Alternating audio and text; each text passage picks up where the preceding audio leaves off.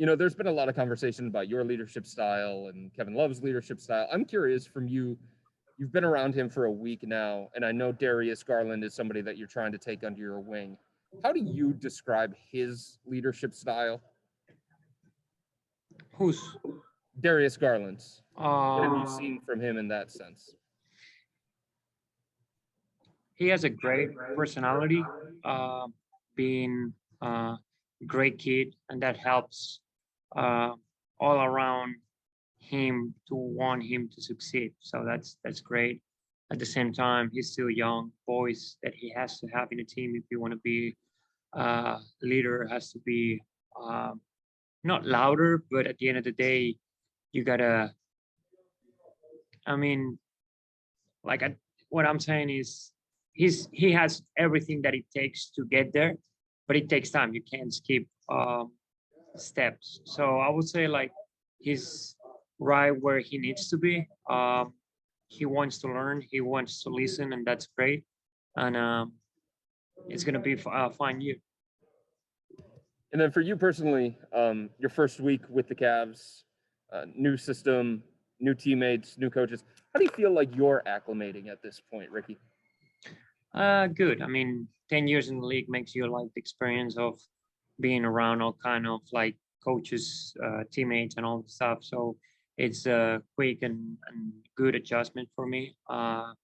Feeling the way I feel, we're in great shape, great mental health, we're right where I want to be.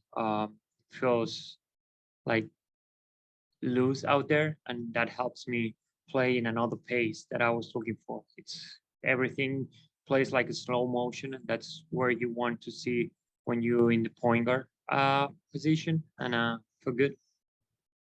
We talked to you a little bit about this shortly after you were traded to the Cavs, but what mindset are you taking into this season with this new team?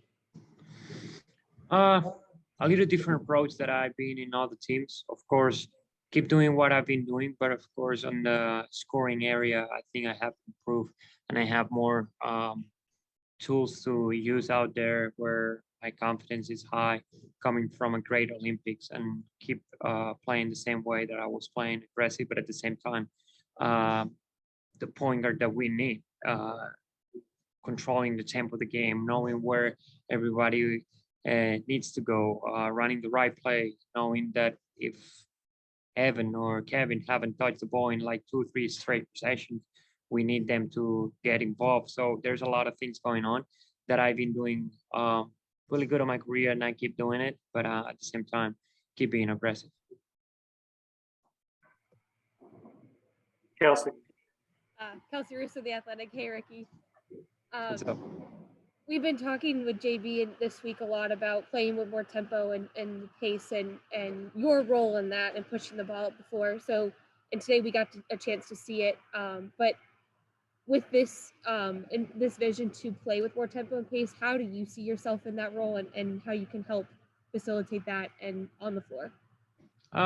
Really good. I fit over there where I can headman the ball real fast, know where right on pocket, right on target, and on those passes, outlets, up on the core. And when the core is so wide open, it's easy for me, and I feel good.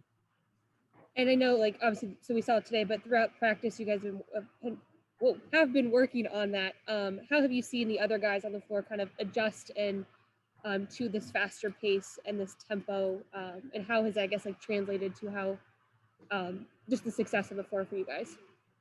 Yeah, it takes time. It takes to be in a lot of shape as well. So it's a routine that we have to go through, and knowing that when you're running up on the court,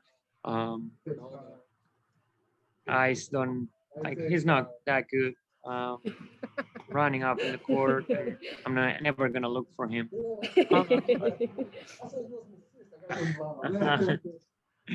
So a guy's gotta run and turn their head, but at the same time run forward. So it's gonna come.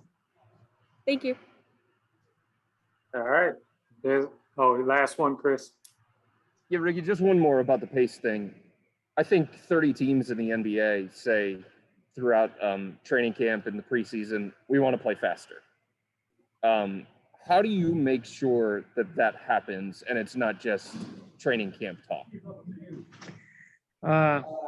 With building good habits, having a good coaching staff where they emphasize and knowing where we're lacking and how we do the mistakes, and every team is going to do mistakes. How we get better and learn from those mistakes. Are we going to get tired as soon as things get tough and go back to the basics, or are we going to keep thinking about the same philosophy and go to uncomfortable zone where sometimes we don't even know if that's what we is good for us, but through all the data and all the study that they did during the summer, can we keep that in tough moments during the season? Thank you so much.